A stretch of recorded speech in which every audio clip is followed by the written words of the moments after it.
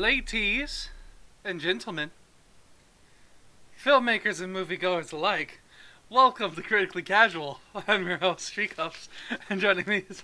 Sorry, I haven't seen you be that surprised in a while. I wasn't ready, I will be honest. And joining me as always, it's Dorky Dev. Say hi, Dev. Hi. Was that on camera? Did you catch that? No, it wasn't. Damn it. Oh. Oh, man. That was good. Alright. Hi, Dev. How are you doing today? I'm doing good. Ready to talk about Indiana Jones. Yes. Today, as we just said, we're talking about Indiana Jones, which this week is called... Indy!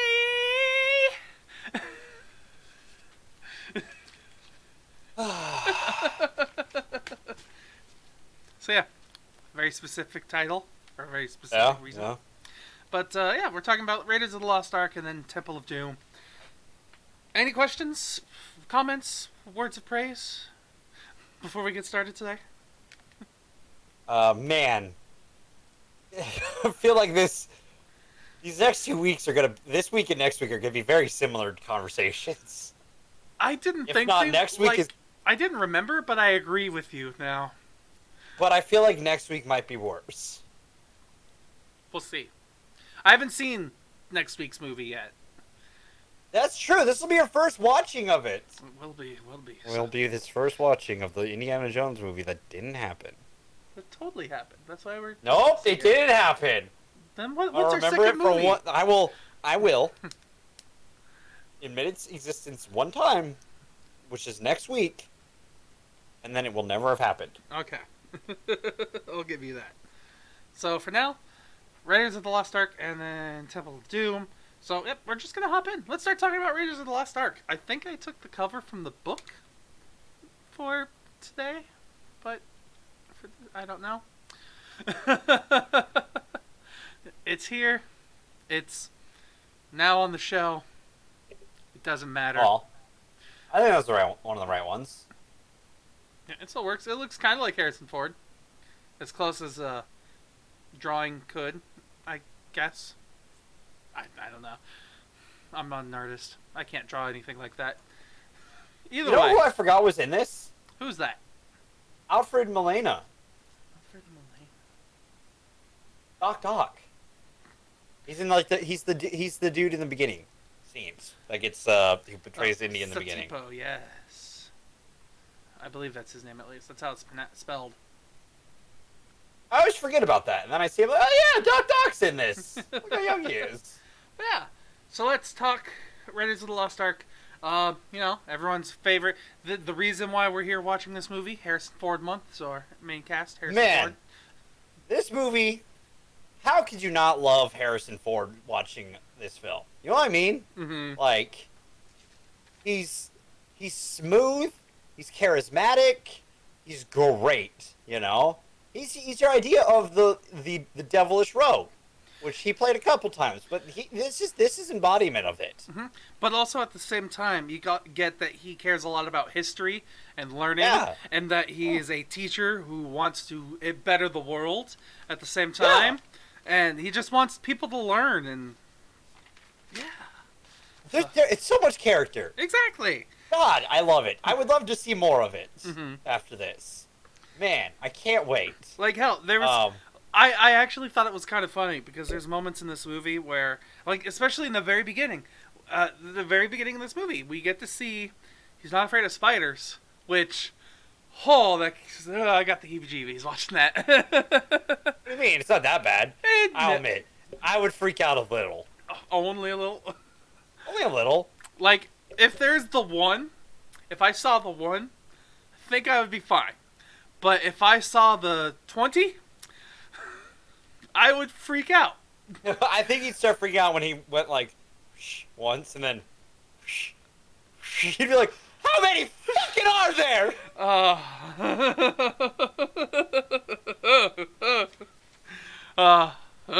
Chills. I mean, there's already nights when I'm laying in bed and I'm like, spider. Oh, nope, that was just a hair moving. Okay. But, yeah.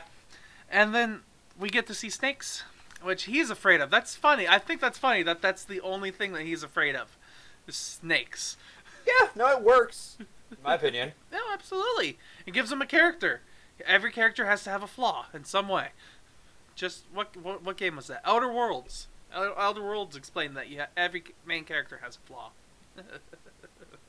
That's fair. I didn't play it Understand. yet.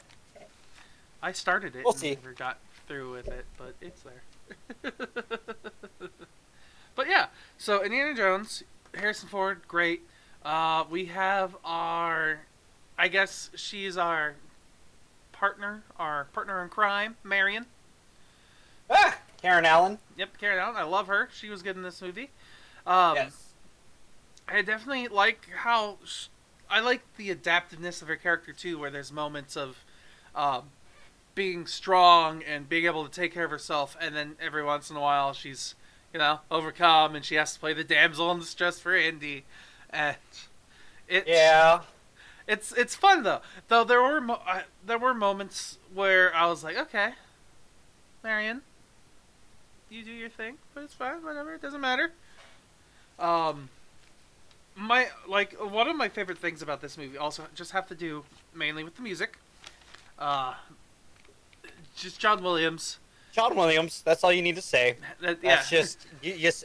Mind you, I really love, and I'll talk about it more with Temple. But I love hearing oh, that was weird. I love hearing hints of music music to come from him. You know what I mean? Because sometimes you'll hear a little bit of a different song that he hasn't made yet. Because John Williams, bless his heart, does repeat things in his music. Mm-hmm. It's not a problem in my opinion because his music's great, so he's using parts of it that are great. But when we get to the next one, I'll explain a couple songs that I heard in it, or what I would consider the precursors to songs that I heard in it. You mean like Leia's theme? No, but that's in it. The love song is in this. There are definitely moments though where it's just like, yep, that sounds like Star Wars. Yep, that sounds like Star Wars. That explosion, that was a TIE fighter exploding. Engine stopping sound. Yeah. It's the pod racing. Or Goddamn Luke Skywalker sound. the use of a lion's roar is used often, be it fire or water, or yeah. So, and the Wilhelms. Gotta remember the Wilhelms. Gotta remember the Wilhelms.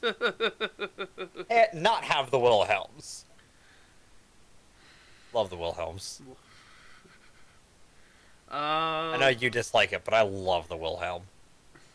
It makes a lot more sense back in the 80s. I'll give it that. It's honestly, it feels more fitting to see a Wilhelm in an 80s film than it does to see it in a 2020 movie. Okay, but I feel like there's excuses to that, exceptions to the rule. Like a Star Wars movie needs to have a Wilhelm. I Fair? getcha. Fine. It's because they've been in every one of them. Fine. Yeah, exactly. A Star Wars movie without a Wilhelm is not a Star Wars movie. Am I right? Mm-hmm. I need to double check that because I don't remember if it's in Rogue One. Because if it's not in Rogue One, then that's the exception to the rule. Anyways, off tangent for a second. No, the music's fucking fantastic as always. Cinematography's pretty damn good. Visual effects, cool as hell. Especially for its time. Damn. I say yes and no. I'm gonna double back to cinematography in a second, but starting with visual effects, all of the practical effects used, absolutely 100%.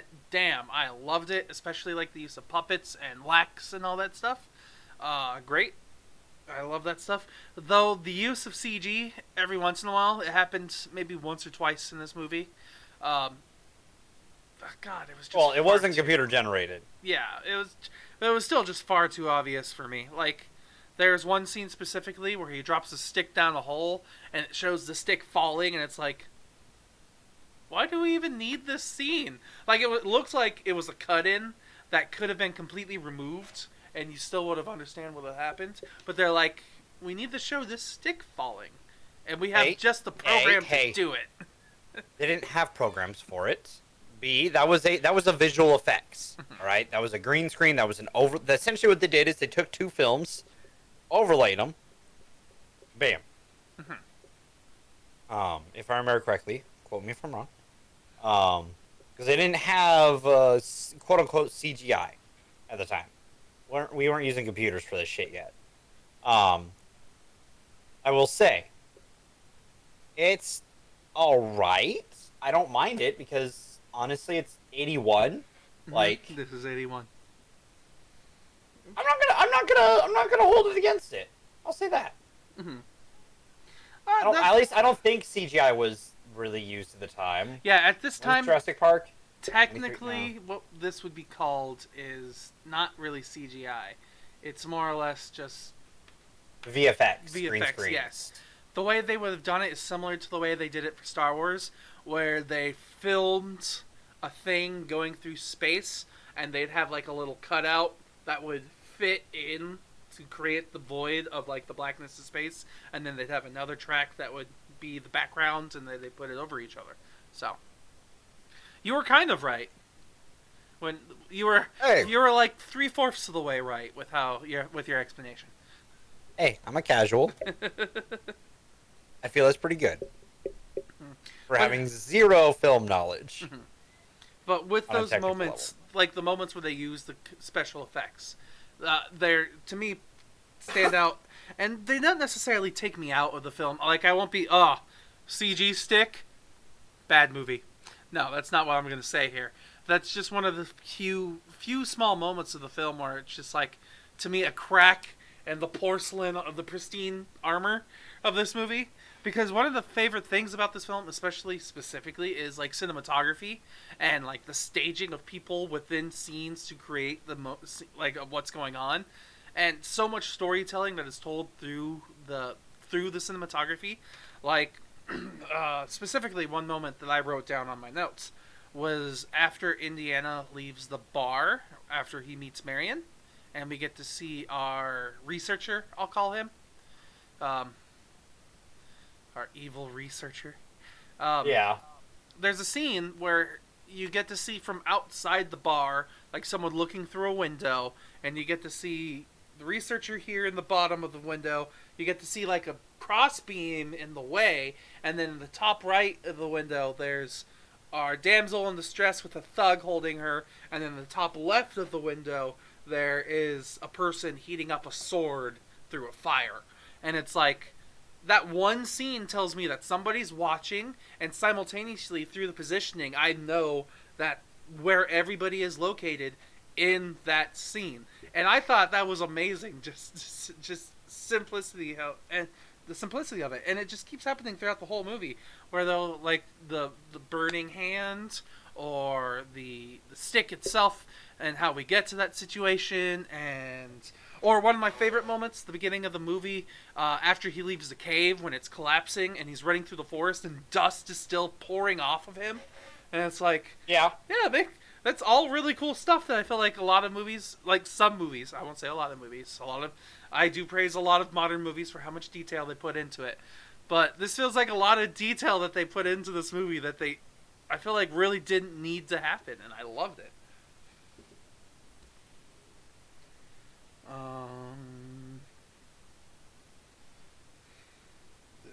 Question.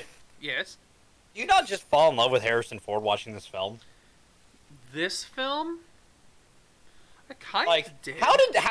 Honestly, I feel bad for women in the 70s and 80s because, or men, I guess, more. Because their women must have been swooning so much for Harrison Ford at this time. He's just charismatic as hell, man. I wish I was half as charismatic as that in this and in Star Wars. Nothing will ruin that. Maybe. No, just wait. And then no, I love this movie. Like it's enjoyable. I do love the fact that when people point out what would have happened if Harrison Ford wasn't there. Oh, to do the thing, yeah. That's a good question. Like, one of my favorite Would anything have changed? ultimately, like from the beginning and to the end, if Harrison didn't step in, Yeah. probably. Only thing, you want to know the only thing? Miriam probably would have died. No. No. If Harrison Ford didn't step in, yes, because I'm pretty sure she would have given them the amulet, and he would have had both sides to be able to. Yeah. So But she also would have. I don't know if she would have just given it up to them. probably not, but still, she had. You know where it was located in the movie, and like, think about She it. probably would have been either tortured or killed to get it. So literally, the only thing that could have happened is Miriam's death. That changed. But no, you know where it was in the movie when she Yeah, on her. a necklace, and if she dies, he gets it, and then he has the answer. Yeah, but I'm saying like. That's the only thing that changes is Miriam's life. And then once he has the, hang on, let me switch the spoilers. Well, no, I'm saying like nothing else changes. What do you mean? Like, The end result of the movie still happens if Indy intervenes or not. like, if he intervenes at what point? Do you mean like if he's not involved with getting the arc Yeah. at all? Yeah, if he just never learns about this, same end result. The difference would have been that it would have just been lost somewhere different than history could remember. It would have just been on some island that they would have found eventually. Because guess what? They would have been like, oh, that U-boat. So some German during World War II would have been like, yeah, we're missing a U-boat. It last said it was going here. Hell, guess what? They might have ended World War II. Instead, if Indy had to intervene, maybe World War II would have been over because they would have brought it back to Hitler, and Hitler would have been like, fucking crack that thing open, boy. In front of the Fuhrer and let it burn up. Yeah. I don't. World War II ends in 1941. You're getting into a weird technicality here, but yes, I would agree with you that no matter what, Indy's development doesn't really matter. Like his intervening. That group of Nazis ends up where they end up, no matter what. Yeah, he doesn't have any. He has nothing to do with the end of their downfall. No. So. Just saying. Yeah. That being said. It's still a fantastic story. Yeah, I'm not absolutely. taking away from it. I'm just more pointing out that funny thing that people have pointed out that like if Indiana Jones did not get involved, same net result, pretty much. Like, it could be the same net result. Yes, we just don't know. That's a what if world that we don't exist in. I'm sorry. It would have been the same net result. Probably, You can't deny yeah. it. They would have had both sides of the staff. They would have done the same thing. They would have figured it out. Still though, fun movie. I love it. Like that's actually that does bring me to one of the questions I had, but it's really partially spoilery. It's how did Indy know to close his eyes? Yes. Yes, perfect. All right, good to know. So, That's all I got for you. I'm sorry. okay. I mean, I don't blame you. The movie gives us just as much as an answer, just as much. I don't remember. They might say something. Like I feel like I would have wrote it down if they said it, because I'm pretty good at keeping notes sometimes. Just kidding. Makes sense when you think about it. Or don't. Right. That's one question I had. Another thing that I did like, what is the use of timing and suspense with this movie. Like, one of my favorite scenes was early on still. This is all in the very beginning of the movie, where I'm, like, being like, oh, I love this moment. It's that opening monologue sequence before we run around, learn about Belloc. But there's the moment where the wall's falling and he has to get out of the pit and the roots collapsing as he's holding on to it. Like, that's a great moment of suspense in this movie. And then they also do another great suspense moment of building up where it was, where did I just put it? With the date, the food that's Oh, yeah. And it's just like, you know that something's wrong with it, but he does it, and it's all about the suspense of him maybe eating it and maybe not. And, like, there's just such good parts. And then there's also other parts that leave me questions, like how the heck was Indy able to hold on to a submersive, like a U-boat? I don't know if it's submerged. It obviously didn't, but then that makes me wonder, why the hell didn't it submerge? Didn't need to? It's a U-boat. Also, Underwater it's plausible. boat. Listen, it's plausible if it's going the right speed that it could split the sea a little bit, giving him a small vacuum of air. Yeah. But it would have to be going very fast. I'll give you that, sure. I just won't. I don't know if he would be able to hold on to that. Yeah, he'd have to be like holding on to the sides or the stairs and be like, I'm breathing. Okay.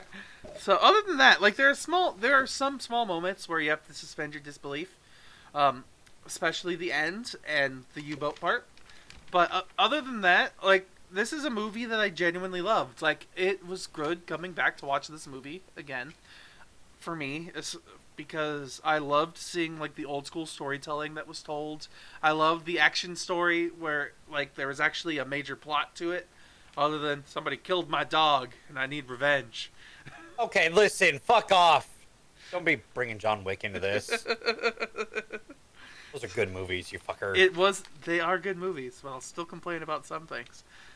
I'll also say other action films don't live up to those movies, except. So, that being said, I don't really have much else to say of Raiders of the Lost Ark. I don't have much else to say other than I really enjoy this movie no matter what. Like, let's be real. Yeah, it's just a good movie. Yeah. Plain and simple. Plain and simple. So, Dev, I'm going to give you your popcorn kernels.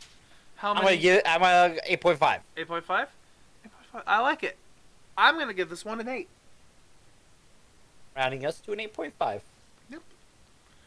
Because this is just a good movie. It's just... Yeah, that is a great movie. I love Indiana Jones, and I don't think anything will ever change me thinking that he's a fantastic character. Not at all. There's absolutely nothing at all in any timeline that could ever happen to make Indiana Jones worse of a character. So on to the next movie? Yeah, Temple of Doom. Wow, Indiana Jones is such a fucking dickhead in this. What the fuck? He is unlikable in this, and I don't get it.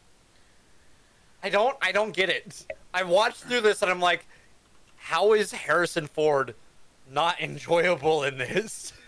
Like, see, what the fuck did they do? This whole movie, just in general, for me, is not enjoyable until the last maybe 30 minutes of the film. At least for me, like. Yeah, no, I can agree. Like things I look forward to and are good cinematography, good storytelling through cinematography, occasionally action and acting. So, like, that being said, the best part would maybe be Indiana or Harrison Ford and his acting. But that being said, Harrison Ford is not likable in most of the movie. Indiana Jones isn't. Yes. There's moments where he's charismatic and you're like, oh, you sly dog. And then you're like, but you're still being a mighty dickhead this entire time. He punches a woman in the face! For no reason. What the fuck? Yeah. That happened. I audibly, I was watching it on my phone. And Indy did that. I'm like, what the fuck, Indy? Audibly out loud. I completely forgot. I'll give him that he was confused in the moment because he was just punched. But still, he gets up and just socks this woman. Jesus Christ, yeah. From that point on, my perspective of Indiana Jones in this movie changed. I'm like, you're an asshole. And how he treats Willie. I know Willie is a bit annoying, but wow, you're a dickhead. Yeah, don't get me wrong. Willie is probably my least favorite part of this movie, but it's all justifiable because he treats her like garbage. And she was living fine until he intervened. Yeah. And then suddenly he drags her along through this whole adventure, partially because he has to, because he saved her life and also ruins her life Kidnapped her? simultaneously. Yeah. It's such a strange situation for him and Also, her. I don't know why people hate Short Round. I actually kind of enjoy Short Round. I don't like Short Round because he felt really stereotypical racist. Like he's Okay. a stereotype of a person. Yes, I agree. But the things that I think people who aren't looking at it from the people who are annoyed by it just because it's the character isn't like that side I agree with. The people who are just annoyed with him because he's in the movie, that I don't agree with.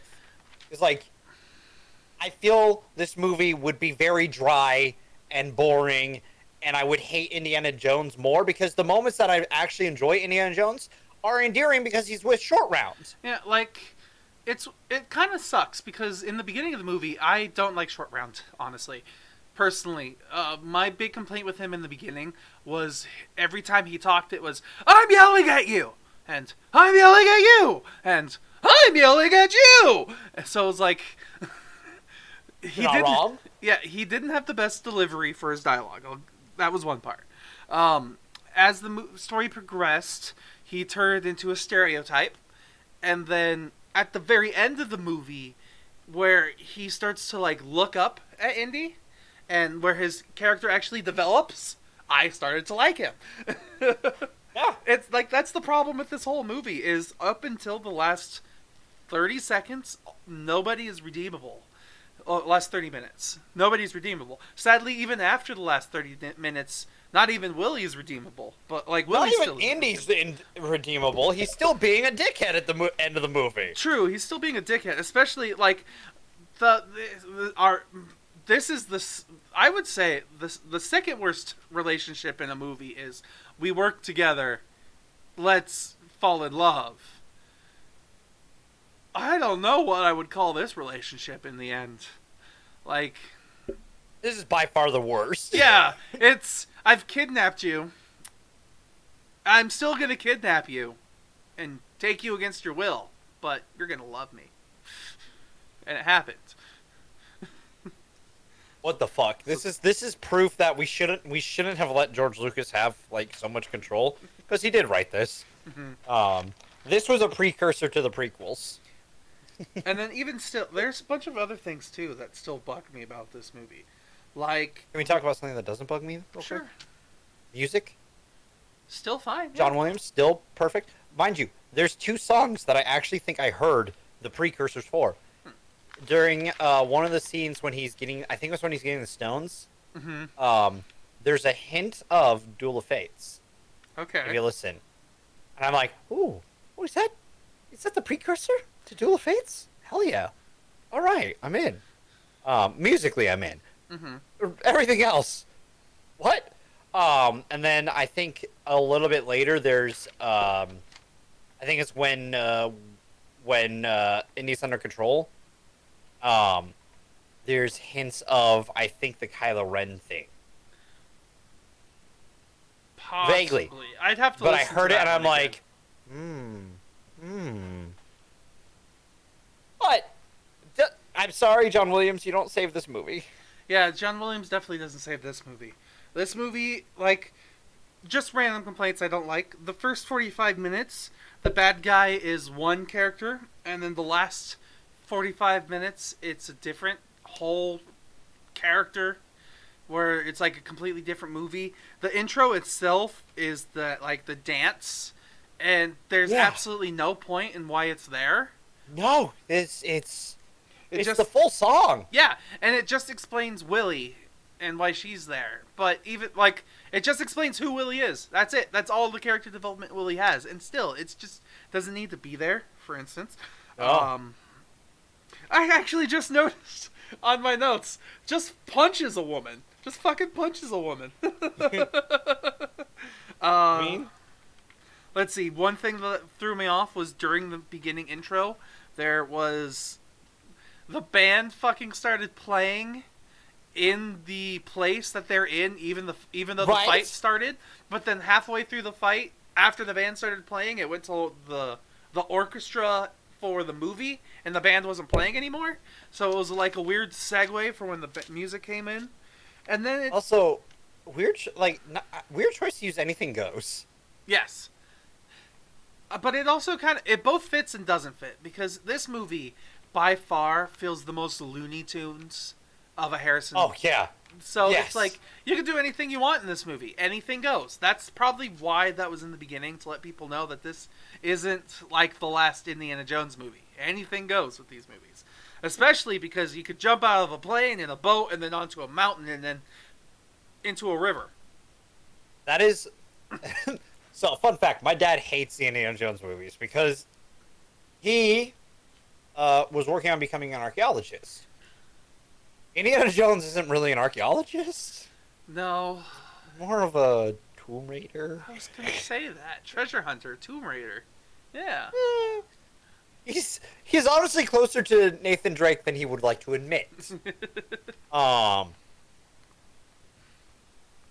thing about it is, this is the movie my dad refuses to acknowledge because of the airplane. Yeah, that airplane thing is...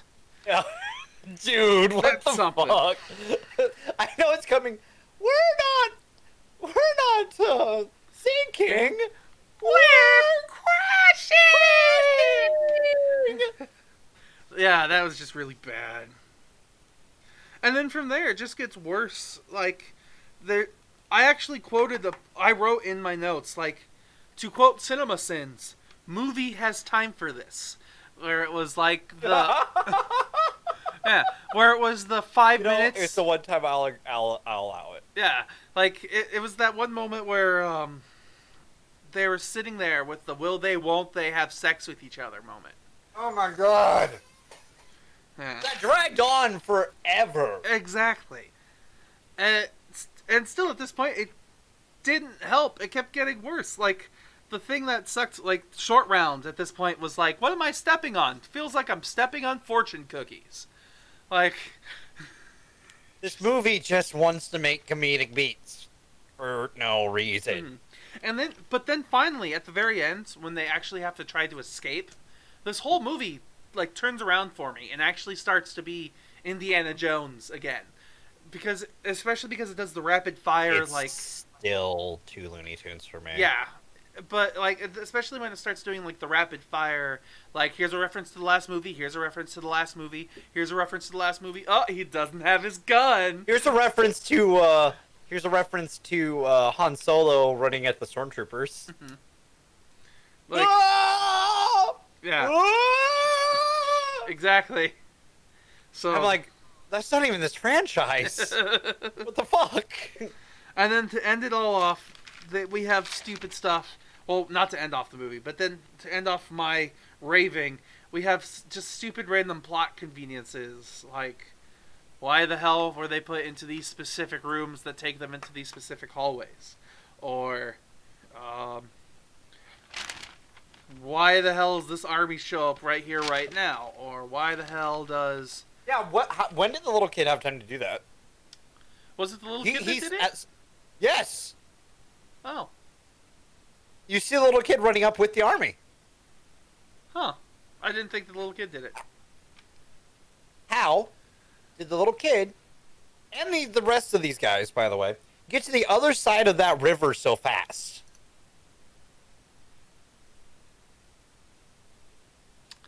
Got no idea. But yeah, this movie, just overall... The plot convenience. Yeah, it's just plot armor, convenience, and bad stereotypes over and over and over again. And it doesn't even have a good plot line. And, like, it changes who's the bad guy halfway through the story. And, like... Yeah, no, that would have been more entertaining, I think, if he would have been the bad guy. Like, if the beginning bad guy had just stayed the bad guy the whole time? Oh! Yeah, I probably would agree with you. Like, my big question, too, is, like, why the heck... specifically, is it, like... I actually, after watching this movie, I had to look up politics in the 1980s. To be like, why the hell is this movie against these people? Like, I can understand the first movie, because it was, like, anti-Nazi movie. Completely makes sense. But that's easy. Yeah. This movie is anti-Indian cult. Death god cult. Which, I mean, okay, yeah, like, but this, they still don't exactly paint India in the best light. especially the the eating scenes. God, what the fuck? That scene still is just, what the fuck, man? Yeah, that. Should we just get into spoilers on this? I feel like we're just gonna talk about that at this point. Yeah. So, popcorns. Yeah, I'll give you your popcorn. What do you want? The 6. Wow, higher than me. Actually, I'm giving it a 5. I was about to say, yeah, 5.5 actually. Hey, Because still at ends least, up where it is. yeah, at least like the very end kind of bumps it up a tiny bit, but yeah, I just Not a full point. no. This is gonna be a quick one. I'm sorry, people. This movie, mind you, I can't wait till we talk about next week's bad movie because it's gonna be. That one's gonna be a long conversation, I think, though. A lot of it's gonna be. Wow, I thought Temple of Doom was bad, but damn. And there'll be a lot of comparison contrasts. Like, that's actually what I kind of want to do for this spoiler section. I want to compare the 2 movies today because one Yeah, is let's do it. very good conversation of like how to develop a character and to tell story through cinematography and like how to build up suspense and disbelief suspension and all that fun stuff. And the second one is just Looney Tunes. Oh, yeah. Well, another problem too is like, yeah, in the first one, like, Indy isn't always the best guy, but you understand the decision making he's making. Mm-hmm. You know what I mean? Like when Miriam's still tied up and he leaves her there. Yeah, You understand why he's doing it. absolutely. Like, you're like, kind of a dick move, but it makes sense because if you let her go, they'll start looking for you. Mm-hmm. Smart. And you do plan on coming back to get her, so not like a total dick move, kind of a temporary dick move. Yeah, like you're now Where was that in this one? like this whole thing had a plot of mind control in it. At what point does it all make sense? I don't know. Like, the thing that bugs me about this movie is the movie starts with it's going one direction, and then the plane crashes and jumps a shark, and now they're on this religious journey to find a stone. It jumps a mountain, Steven, not just a shark. Good point. And like, I don't mind the fact that this is a journey to find a religious artifact to help save a bunch of people because Indy's a good person and tries to save people. I don't mind that. Like, it's just that everything else from that point on, it's like, oh, we're going to this palace where we hear that where the problem's going. We show up to this palace where apparently nothing's wrong. But the whole time there's this ominous foreboding that's going on. And it's not because the film is being shot like it's ominous and foreboding, but because the music is ominous. And it Yeah, if it wasn't for John Williams, yeah, you wouldn't know. exactly. So it just kind of sucks throughout this whole beginning part of the film until we get to when Indiana is burned by Short Round, or even before that, it could be when Short Round tries to escape the slave labor camp, child slave labor camp, which, What the fuck? yeah, you beat me to it. What the fuck? Why the hell is it child slave labor and mind control for the evil god, Kali? It's just, Kalima. Also, I'm just looking at it. These titles, the shorter titles are the good movies, and the longer titles are the worst movies. Because there's Raiders of the Lost Ark. It doesn't even have Indiana Jones on it, right?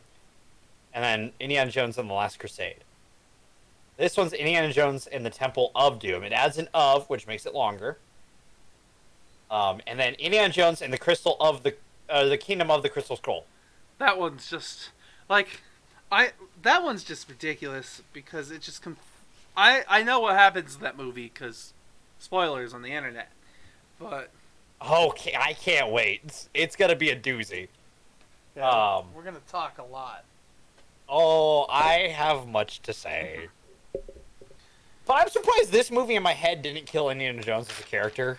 I honestly kind of blacked it out. Like, I remember I was sitting there. Yeah, I was sitting there watching this with my dad and my stepmom, and my stepmom was like, "Oh, I love this movie. It's so fun." And my dad's like, "This is the worst Indiana Jones movie." And I'm sitting there like, I don't remember. No, I remember this. I remember this. I remember bits and pieces all the time, but it's like when you watch it and you're like, oh yeah, he fucking decks a woman. You're like, oh yeah, that's why this one's the worst. Oh right, complete racial stereotype. Right. Oh right, he's a dickhead and kidnaps this woman and it's just a dick to her the entire time. And she's understandably whiny and annoying the entire time because Indy has been a dick to her this entire time, and she's like, I just want to go home. Understandable, Willie. This is not your fault. Like, I both hate her because literally all she does in this entire movie is Indy. Yeah, but at the same time, it's justified because this guy just fucking wrecked her life. Yeah. Like, what the fuck? Like, I remember not liking her character, but now I'm like, oh, you. It's understandable now why you're like this. No, don't. I take nothing away from what you're doing. Just you're just trying to survive at this point. Like, what the fuck? And that whole fucking cartoonish fight scene with the voodoo doll and everything. That was actually one. Like, oddly enough, I don't like the voodoo because it felt cartoony, but I also liked that the most because I liked Harrison Ford's acting. Like, oh yeah. Like, sure, I don't like the... Yeah, I don't like the kid who has the doll going... But I like Harrison Ford, who's literally trying his best, and then at the same time... Yeah. No offense, overacting in my opinion. But I will say... how the fuck did Indiana Jones go into Raiders of the Lost Ark being like, I don't believe in superstition? After this happened to him. Did he block it out like the rest of us? He didn't remember that middle part there where he was mind controlled. And the voodoo and the heart being ripped out and...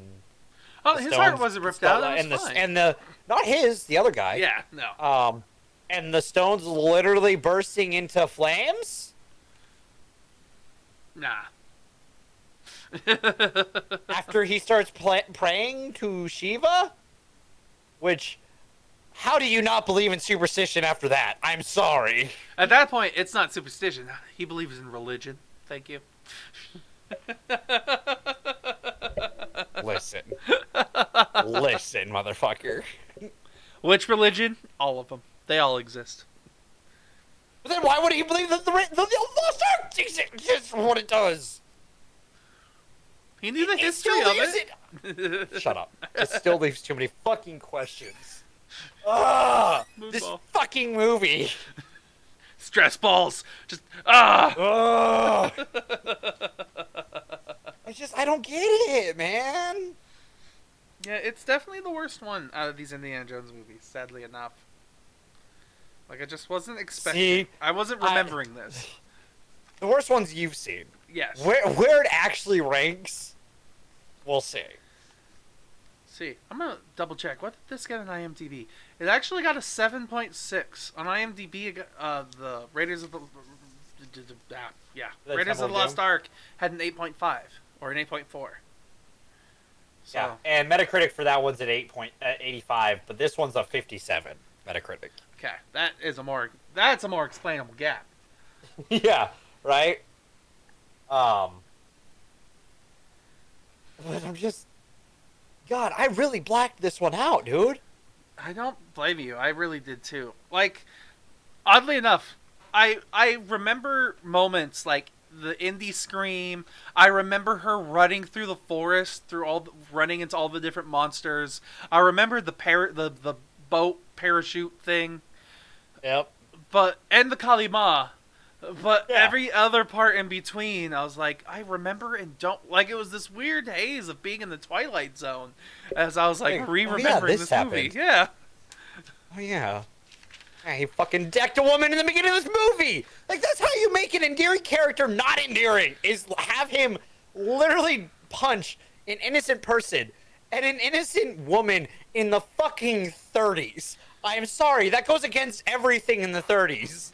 And I know there's a lot of fucking, that's me going off a lot of social bullshit, but it was the 30s, and that was unacceptable in the 30s to just deck a random woman. I mean, if it was his wife during that time, maybe. I'm not excusing the action. I'm saying during that time it would have been excused. It's not excusable. Like, but it would have maybe happened. Is more what I'm saying. I was about to say, you're a lot more some random woman. You're a lot more caught up on that part than I am. I've already gotten there and gone past that. You keep going back to it. I can't get past it because it's the beginning of the movie. I couldn't get past Indiana Jones punching an innocent bystander woman, even though he's poisoned. I don't know. So she's walking, she's running because she's scared because there's guns going off, and all of a sudden she gets punched in the fucking face. Like the fuck? Anything she gets knocked the fuck out. I wanted to talk about the part where Indiana Jones is going through Willie's room. And he's like, okay, let's see. I'm right here. I'm right here. Grabs the boob statue. I'm right here. Oh, I don't want to talk about it. Oh, God. Again, this is why, again, I wish Spielberg would have taken more control over this. It's got that Lucas fingerprint on there, is the thing. Maybe that was Spielberg. I don't know which one it was. No, like Lucas, it's a Lucas fingerprint for sure. Lucas can't really write a story. I've learned he's a great idea man. He just can't fill in the blanks. He can write a story. He can write the story's summary and plot and outline. But when it comes to the nitty gritty of characters, like my favorite story of all time is still like Star Wars before it was Star Wars. How it was Blue Harvest and it was essentially Lord of the Rings in space, where there wasn't space wizards, but it kind of was at the same time, and it was just gonna be boring as all hell. And then Spielberg steps in and he's like, okay, this is what you gotta do, and the two of them together made Star Wars. The other thing about Star Wars 2 is his at the time wife helped cut those movies. Oh yeah. And the three of them sat like he hours. He did not have as much control as he has in later movies as he did in that. And that's not to say I don't think Lucas is a good mind to create things. I like seeing that picture with him, Dave Filoni, and Jon Favreau together during Mandalorian. That is just awesome. Because again, I feel like Star Wars still needs George Lucas. I still strongly agree with that. But he doesn't need to be the one doing everything for it. That's where it falls apart.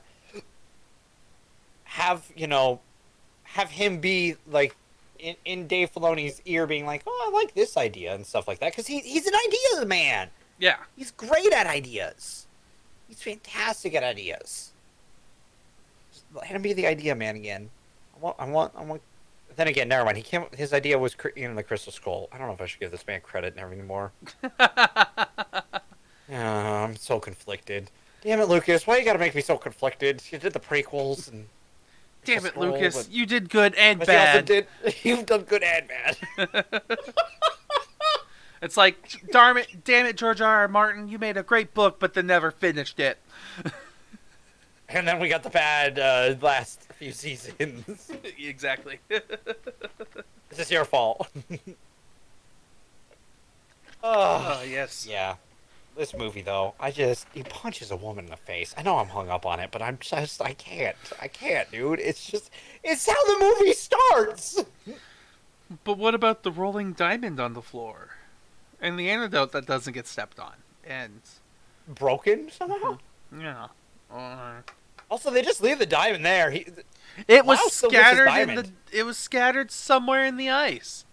And then when all that ice melts, Lau's gonna walk through that place and be like, "Oh, there's my fucking diamond, Well, bitch. I yeah, still got exactly. it." Lau just walked away with everything, basically. Yeah, dude, that won. Mm-hmm. Sure, we never see what happens with that antagonist. That would have been fun. But no, we do this whole fucking side tangent and we never figure out what happens with Lau. No, then at the end of the movie, we're gonna find out that the cultists were there because of Lau, and then he started this whole thing, and then Lau's gonna show up with the last 2 stones, and then he'll collect all 5 of the stones, and he'll become supersonic. And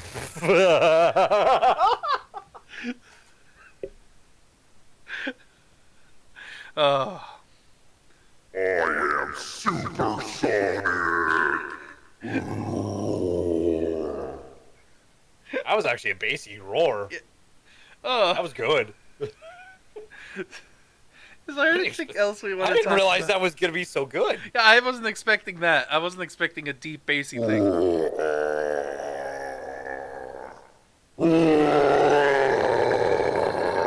That's better. I got to get some, like... The gurgle or the roar. The gurgle in there, a little bit of vibration, vibrato in there. Are we done with these? I'm done. I'm done with this movie. I'm going to keep coming back to the fact that he fucking punches a woman in the face. Fine, we're going to news. Oh, God. Sorry, it's a short one. News time. Hey, we at least almost hit an hour, so if we could just... Hey, you know what? We're making up for the fact that, like, the last 2 weeks have been 3-hour-plus conversations. It's true. Those were long conversations. Afterwards... God, I remember, like, trying to stand up, and then my knees and ankles just, like, crack, and I'm just like, oh. And I'm like, God, I've been here for forever. Ooh. So, yeah. That was a mistake. There's that. So, for movie news this week, I'm still kind of combing through some of the stuff, but, if you have some free time and you just want to listen to a good story, you could listen to, why can't I remember Harry Potter's name? Harry Potter? His actor. Oh, Daniel Radcliffe. Thank you. I was thinking Craig. I was like, that's not right. I couldn't get the name Daniel Craig out of my head. And I was like, I know it's not Daniel Craig. If you want to listen to Daniel Radcliffe, narrate some Harry Potter, you can. That happens. If you want to listen to Andy Serkis narrate some Hobbit, you can. It happened. So those are cool, fun stories that you can listen to. Because he posted, I didn't see that, damn it. I missed it. Let's see. There's conversations of the Popeye movie being back on production. A lot of movies and things are starting to kind of swing back into production because apparently this whole pandemic's a hoax, according to most people. Which I don't even want to get into that. That's. But. Okay. But other things like let's see. Oh, there's going to be a Star Trek cartoon coming out soon. Sadly, it's going to be on CBS All Access, so you have to pay for it, of course. I haven't felt the reason, like, as much as I want to see Picard, I just haven't felt the reason to pull the bullet on that. You know what I mean? Yeah. Because how much is it? I think you get your first month free, but otherwise it's like, I think $8 a month. Yeah, see, I'm already doing Spotify and I'm already doing Verve. Yeah. Like, and it's also all you're gonna get on CBS All Access is like 9 different versions of Star Trek. So if you like Star Trek, it's good. Great. But it's also on Netflix right now. And Twilight Zone. Yeah. Which So, I did watch the first episode on YouTube and I enjoyed it, but at the same time I'm like, but is it worth me doing CBS All Access? don't get me wrong, I love Twilight Zone. I would if you want to watch something, I'd recommend Black Mirror over Twilight Zone. Yeah. Well, and not to say that I don't appreciate Jordan Peele reviving it, but it just, there's something about, like, Twilight Zone, I don't know if it truly survives in our era like it did back in the day. You know what I mean? Like, and yeah, it's more modernized and it's better. then like what Twilight Zone would be today if it had kept running, in my opinion. But I think its problem is that it didn't run for X amount of years. I can't remember how long it ran. I want to say from like, I think there was a run in the 90s, and then I think from like the 20 odds up until recent, it wasn't running at all. Okay. Don't 100% quote me on that, but I might be right. I think there was a 90s run, if I remember correctly, because there's a 90s run of everything. But like if it had kept running, I could see this being better because it would have been that thing that everyone sits down and watches together. But the other problem too is it's only on CBS All Access, and I'm like, I don't know if it's. I don't want to have to pay for something that I really want to watch all the time. You know what I mean? Mm-hmm. Like, I'll mooch for it. I'll admit that. Mm-hmm. Also, I'm already paying for Disney Plus too. Like, I got 3 streaming related services that I'm paying for. At least the 3 on their own are cheaper than like a cable network service. So. Or a radio service, like that's essentially why I have premium is so I have like a quote unquote radio service, like without commercials and stuff like that. I can play music without commercials. That's why I do it. And I'm like, okay, cool. Which is great because if I'm streaming and I play non-copyright sound, then hey, guess what? I don't have to deal with, commercials at that point. Because that's the one thing I really hated about playing Spotify when I first started streaming. I'm like, God, there's all these fucking commercials. Why am I doing this? But then I got premium. And I'm like, oh, that's way better, way better. It's like you don't have to deal with all that stuff. It's kind of funny because I don't really listen to music when I'm on stream, or in real life now anymore either. Oddly enough, I only listen to like one band, and I had Spotify for free for 3 months, and I only listened to one band that whole time. And I decided after that 3-month trial, it's like, I should just buy the fucking CDs for this one band. And then at that point, you're better off. Yeah. For you.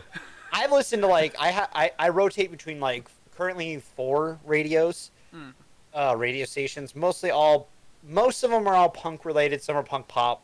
I go MCR when I'm at work, or I do Panic when I'm at work. Panic Radio. Those 2 because they're a little tamer.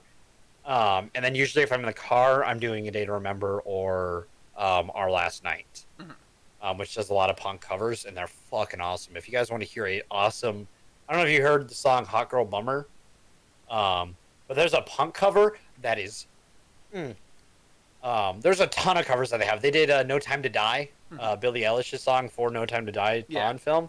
They covered that, and I hadn't heard the actual version by her yet. When I heard that, I'm like, oh shit, this is from the movie. Yeah, Billie Eilish did this, didn't she? I didn't listen to it yet. Well, I guess the first adaptation I'm hearing is the punk version. I love the punk version. And not to take away from Billie Eilish's version. I like her version. It's just, punk adds a little bit to stuff. No, yeah, I absolutely agree. Like, some of my favorite things are punk adaptations of, like, old songs. Oh, yeah. They're great. Okay. Other news, though, transitioning on to movie news. Netflix has decided to go deeper into the Tiger King hole, so they're making a Tiger King TV show. Yeah, which that disappoints me. But the thing that doesn't disappoint me is it might star Nick Cage. Yeah, I'm like, well, fuck. Is Nick Cage gonna be the reason why I watch Tiger King? It's the only reason why I would watch that show. Like, I still haven't watched the one that's out right now. Neither have I. And I don't plan on it. It's just, like, I'm sure it's a fine show. I don't think it's that show. Those documentaries, my problem with documentaries like that is they hide information to make certain characters, certain people. They don't show you the whole truth. They show you part of the truth to make certain things look better. And then when they start to show you the rest of the truth, you're more endeared to certain stuff. That's probably why people like, oh, okay, Tiger King's not that bad. Yeah, no. But you actually look at it, but he's an awful fucking human being. Yeah, this whole movie, like the whole how big Tiger King has become, seems way too overboast. It's too much. Honestly, it came out at the right time, though. That's why. Yes, but still, this would have probably just gone under the radar. I really wish it did. I really wish it went under the radar. Like, I would love to see the news articles where it's like, no one's talking about this really good TV show, Tiger King, because everyone else is still at work and they're still watching other things that are actually better. Can we talk about something else really cool though? Sure. About which falls under the casting news stuff. About the Mandalorian season 2. That's I'm gonna mess his name up, but Tamura Morrison returns to Star Wars universe to play Boba Fett. Yeah. Well, is he playing Boba Fett or? Yeah, Boba. Okay. But you know what'd be great if he also plays Rex. That's the rumor I heard. I mean, I'm fine with him playing both. He kind of has to, if you think about it. What they could do is, because of the aging stuff, they could, and let's say like just Boba had some enhancements and stuff like that. They could bring, God, I can't remember the actor's name, the kid who played him, because he still comes back to the voice acting for Boba in Clone Wars. Mm-hmm. We never see Boba throughout Rebels, if I remember correctly. The only problem that I have with the idea that you're pitching is that I'm just gonna call him Mortensen or Morganson or whatever his name is. Him, Morrison doesn't look anything like the older version of that kid, and we know that every single one of those Boba and Rex are both clones of Jango, so they have to look like him. I would love to see him with a big white beard, though. Like, my guess is if we were to see Boba, he'd probably be like an older man, but with like, say like a beard like me, but white and old. And if we were to see Rex, I don't know if he'd be that old. He's not going to be that old, though, because he doesn't have the aging stuff that Rex had. Boba would not be super old. He'd just be like, I'd say 50s, 60s probably at the most. Somewhere around there. Yeah. And then Rex would be a decrepit, ancient old man by this point, because aging stuff. Yeah, because 5 years after Battle of Endor, man, he's going to be old. Yeah. I mean, he fought in the Battle of Endor. You see him in it, by the way. Because they canonically made that guy in Endor who has that white beard that looks like, that everyone's like, what if they make it so that Rex lives long enough to be that guy in this movie? And they did it. And they went, yeah, that's what happened. Why not? Sure, why not? That's what happened. I'm like, you know what? That actually makes me really happy that Rex's life is so fucking like nuts. Like, he fought from the beginning of the Clone Wars, pretty much, up until the end of the Galactic Civil War. Like, that's a lot of fighting. Damn. And he's one of the best, even in old age. That's a lot of fighting. But yeah, you know what I've also heard, would like to see, is if they made Boba similar to what they did in old canon, which Boba in old canon, him and Han sort of become friends. They have a mutual respect after Boba gets out of the Sarlacc pit. Okay. And they kind of, he doesn't like, they're not bros, but like, they're kind of like, hey, I respect you. You got game. Literally, when Jason goes dark, mm-hmm. Han's talking to Boba about it, and Boba's like, here's some Beskar armor and shit. Go beat the shit out of your son. Like, hey, but it's because of a mutual respect. Han's outwitted Boba X amount of times, and Boba's also been the closest who's actually captured Han once. Like, out of everyone, they have the right to have a mutual respect for each other. You know what I mean? Mm-hmm. So in old canon, that's what happened. I saw it coming with how distracted you were. Yeah, I saw the door open. The way my room's set up, I have a giant like closet with a mirror, and I saw the door open in the mirror's reflection. I was like, "Who is it?" And it was her. Hi, kitten. Yeah, no, I wouldn't mind having like a Boba like that's kind of like make a little cool. Boba's been kind of lame and everything. Mm-hmm. No, I agree with you. He's been we learn about all this cool stuff that he does in extended lore, but in the movies itself, he hasn't done shit. Oh, like he's watched his dad get beheaded, and then Then he fell in a Solo, Sarlacc. and then fell in a Sarlacc pit. Yeah. Like, the thing that seems so cool about Boba Fett is he has to be told by Darth Vader, no disintegrations. Like, it's something that he's well known for, and we don't get to see any of that bullshit.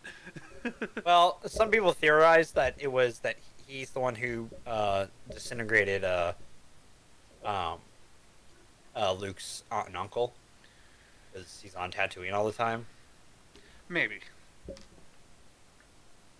So, like, maybe some lazy ass stormtroopers went, you know, we could just have a bounty hunter do it. Yeah, just send in the Fett. We got him on speed dial.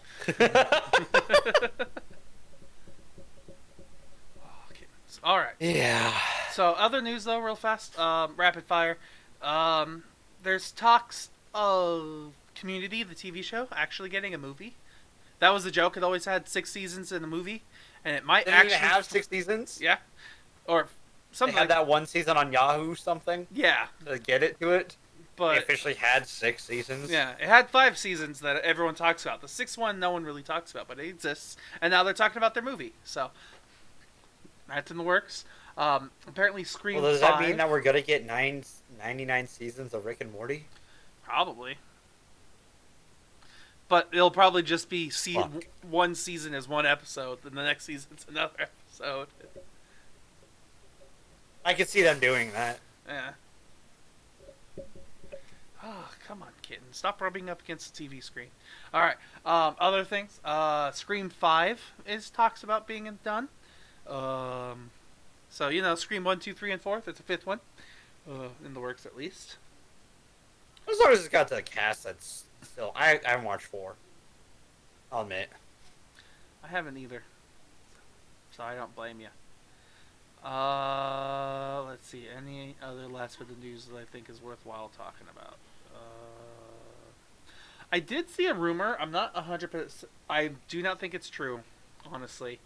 But I heard that they might still decide to do more episodes of Clone Wars. Like, they wouldn't be full-on seasons, but it would be like standalone episodes where they would jump through random points in time to tell different stories.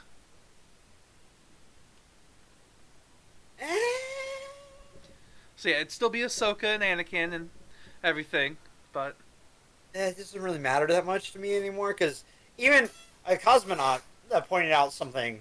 I don't know if you guys watch Cosmonaut, I do. but he pointed out something that is kind of true. This last season, at least the last 4 episodes, because the rest of the season doesn't need to happen. I like the first arc. I enjoy the Bad Batch arc. The middle arc is boring, admittedly. Yeah. And the final arc is a fucking movie. But the problem with that movie is we know where those characters end up because of Rebels. That last season was supposed to happen before Rebels happened. Was it really? Yes, that was a planned out season. Okay. That whole Mandalore arc and the Bad Batch were all planned out before Rebels ever happened. But they got canned while they were making it. So it didn't happen, and then Rebels got greenlit, and they did Rebels. It would have been more impactful had we not known where everyone ends up. Okay. I would give you that. You know what I mean? Like, that's how I tried to watch it. I tried to watch it like, imagine that this came out fucking before Rebels. This is your finale, finally. And it is good to have a finale for it. I don't like that, idea of adding more to it, because it's good where it is, honestly. Yeah. Like, I could see them doing, like, a random series that's, like, not what if Star Wars, basically, but, like, standalone episodes throughout from different main story characters. Like, one episode would be with Padme, and then the next episode would be with, like, Rey. Then one episode will be with, I don't know, Chewie and his family during Christmas. And then the next episode would be Ahsoka doing something with Luke, and Yeah, maybe Obi-Wan's I don't training somewhere to become the spirit person. Or Yeah, I don't know. I don't know. Like, For me, Clone Wars is over. Finally, officially. Officially, finally done with. Yeah, pretty much, and I'm okay with that. Okay, let's see. I think, I haven't really got much else to talk about here. I'm not going to keep digging through the news. I'm not going to force this. I would love to see where Ahsoka's story ends. Because we know where from where she gets from Clone Wars to Rebels. But I would love to see where it goes from there. Well, I mean, there is the Star Wars TV cartoon called Star Wars Resistance, which takes place before 6 and 7. And it takes place during. So. Commander Krennic's, whatever his fucking name is, his little speech is seen in Resistance. I think season 2. I haven't watched Resistance yet, I will admit. Yeah, I haven't either. I'm still getting through season 1 of Rebels, so. And I keep. Good luck. Yeah, it's been hard to watch. I don't blame you. Because there's a lot of that show I enjoy, because it does a lot more with the Force than I thought it would. Mm-hmm. But man, there are some real kid episodes. Yeah. Yeah. So, there's that. I don't really have anything else to say, honestly. Any news from you?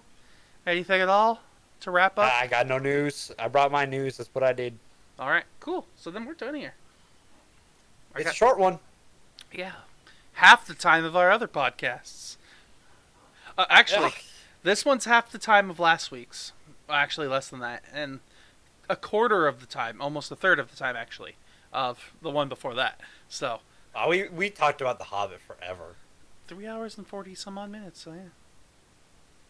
It was quite a conversation. Alright, so we're done here. Next week, our movies are going to be... I can't remember the good movie's name. Raiders, Temple... The Last Crusade, and then Indiana Jones and the Kingdom of the Crystal Skull. Yeah, it was Last Crusade was the one I couldn't remember. But Last Crusade, Kingdom of the Crystal Skull, Han Solo, Harrison Ford, yay! That's it. Indiana Jones. Yeah, I got nothing else. I think we're pretty much done here. Yep. So yeah, give us like, follow, comment, subscribe, bells, ding dang dongs. Yeah, we're done. Thanks, everybody, and have a good night. And we will see you guys next week for, more Indiana Jones. Yeah. Bye. I'm not looking forward to